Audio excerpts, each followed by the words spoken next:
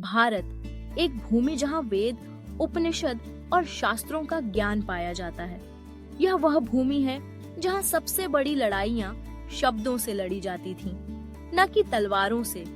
यह वह भूमि है जहाँ सत्य को जानने की यात्रा कभी समाप्त नहीं होती।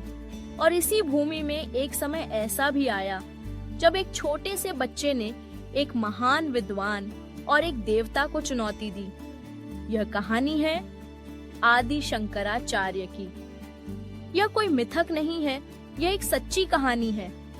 आदि शंकराचार्य की केरल के छोटे से गांव कलाड़ी में एक महान आत्मा का जन्म हुआ, जिनके माता पिता शिव गुरु और आर्यम्बा थे।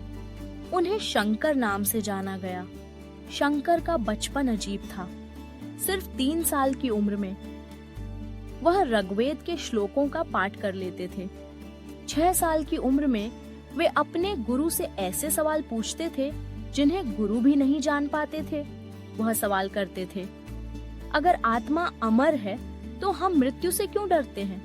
न अगर भगवान निराकार हैं तो हम पूजा क्यों करते हैं? उनकी जिज्ञासा विद्रोह नहीं थी, बल्कि यह एक आध्यात्मिक प्रश्न था।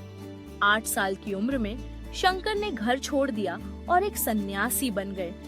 उनका उद्देश्य था सत्य का ज्ञान प्राप्त करना। शंकर पूरे भारत में यात्रा करने लगे। उन्होंने महान गुरुओं से शिक्षा ली, गुफाओं में ध्यान किया और विद्वानों से बहस की। लेकिन एक विद्वान था जिसे कोई भी चुनौती देने की हिम्मत नहीं करता था। वह था मंडन मिश्र, जो मिथिला में रहते थे। मंडन मिश्र मीमांसा दर्शन के महान विद्वान थे, जो यह मानते थे कि कर्म कार्य सर्वोच्च है। वेदों में बताए गए पूजा और संस्कार अनिवार्य हैं।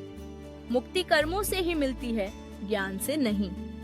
शंकर ने तय किया कि वह इस महान विद्वान को चुनौती देंगे। जब शंकर मिथिला पहुंचे तो मंडन मिश्र के शिष्यों ने उन्हें रोका। वे हंसी में बोले, तुम एक बच्चे ने हमारे गुरु को चुनौती दी। लेकिन शंकर मुस्कुराए और बोले, दीपक का आकार मायने नहीं रखता, बल्कि वह कितना उजाला देता है, यही महत्वपूर्ण है।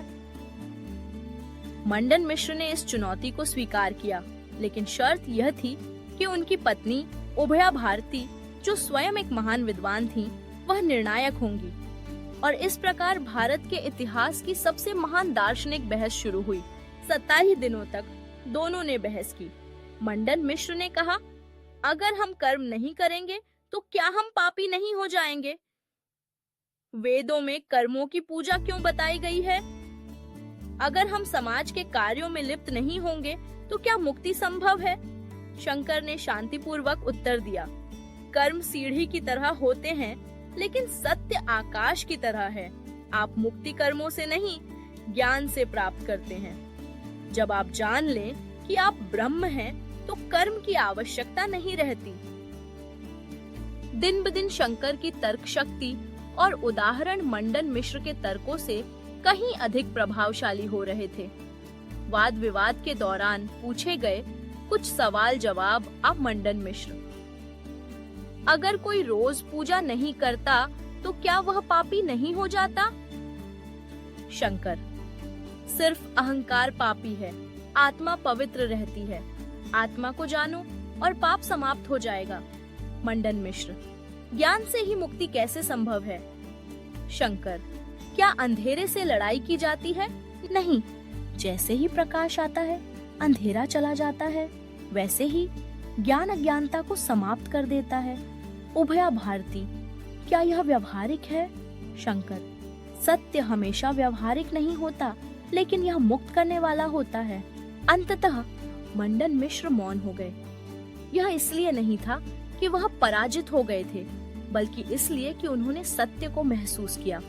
उभया भारती उठी और बोली, मैं घोषणा करती हूँ कि इस बच्चे ने जीत हासिल की है, क्योंकि उसकी विद्या सिर्फ शब्दों में नहीं बल्कि जीवन में भी है।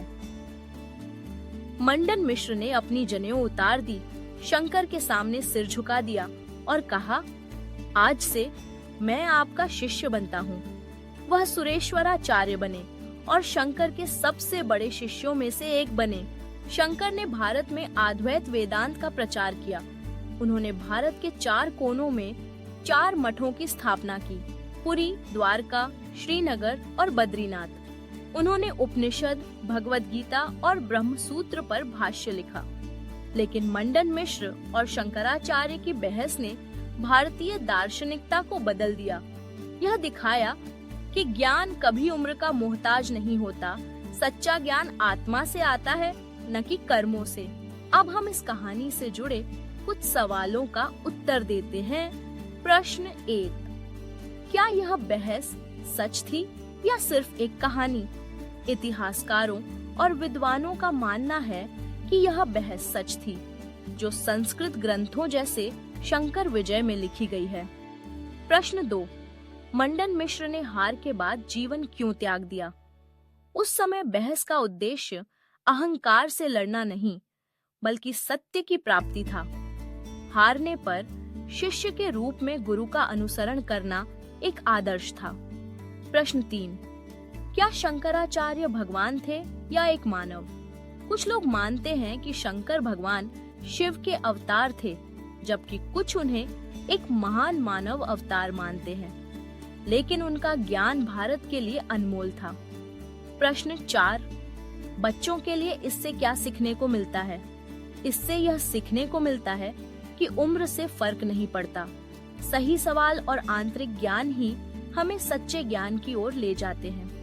तो इस कहानी से हमें क्या सीखने को मिलता है? ज्ञान कभी अहंकार नहीं पैदा करता, बहस कभी युद्ध नहीं होनी चाहिए, और कभी-कभी एक बच्चा जो स्पष्टता से भरा होता है, वह सबसे बड़े विद्वान को भी मार्ग दिखा सकता है। आदि शंकराचार्य ने हमें यह सिखाया कि कर्म और संस्कारों से परे एक सत्य है जो बहुत। Thanks for watching. Please subscribe, like and share for more videos.